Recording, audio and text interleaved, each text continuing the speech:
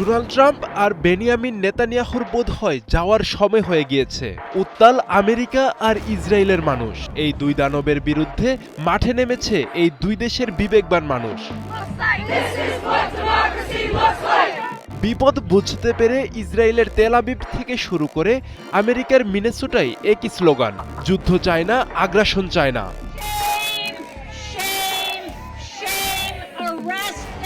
Trump ও Netanyahu ইরানের বিরুদ্ধে যে যুদ্ধ শুরু করেছে, সেই যুদ্ধই এখন তাদের ঘরের ভেতর তৈরি করছে অস্বস্তি আর রাস্তায় নামাচ্ছে হাজার হাজার মানুষকে। বিক্ষোভে উত্তাল হয়ে উঠেছে তেল আবিব ও ওয়াশিংটন। তেল আবিব, হাইফা সহ ইসরায়েলের গুরুত্বপূর্ণ শহরগুলোতে যুদ্ধ বিরোধী বিক্ষোভে অংশ নিয়েছে শত শত মানুষ। শুরুতে ছোট পরিসরে হলেও ধীরে ধীরে বাড়ছে বিক্ষোভের পরিধি। যুদ্ধকালীন জরুরি আইন জারি করে 50 জনের বেশি মানুষের জমায়েত নিষিদ্ধ করেছে সরকার। তবুও সেই নিষেধাজ্ঞা অমান্য করেই রাস্তায় নামছে মানুষ। পুলিশের কঠোর হস্তক্ষেপ, গ্রেপ্তার, এমনকি বল প্রয়োগ, সবকিছুই দেখাচ্ছে সরকার এই বিক্ষোভকে কতটা ভয় পাচ্ছে।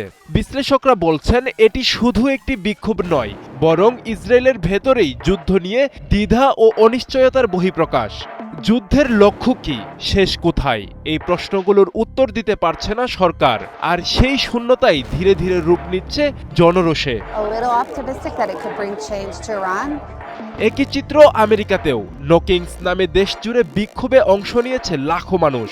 নিউ ইয়র্ক থেকে ছোট শহর, সবখানেই একই প্রতিবাদ, ট্রাম্পের যুদ্ধনীতি মানি না। শুধু বড় শহর নয়, রিপাবলিকান অধ্যুষিত রাজ্যগুলোতেও মানুষ রাস্তায় নেমেছে। মিনেসোটায় হাজার হাজার মানুষ ক্যাপিটাল প্রাঙ্গণে জড়ো হয়েছে।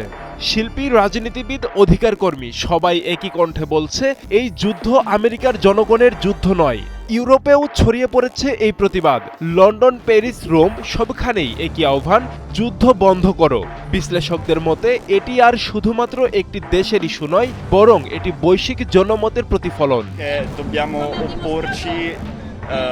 এখন বড় প্রশ্ন, এই বিক্ষোভ কতটা চাপ তৈরি করছে ট্রাম্প এবং নেতানিয়াহুর ওপর।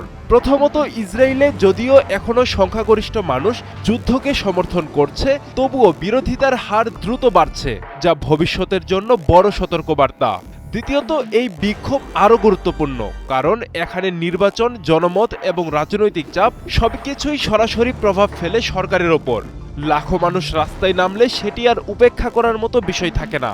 সবচেয়ে গুরুত্বপূর্ণ বিষয়, এই বিক্ষোভ একটি বার্তা দিচ্ছে আমেরিকা ও ইসরায়েলের সাধারণ জনগণের বড় একটি অংশ ইরানের বিরুদ্ধে এই আগ্রাসন চায় না।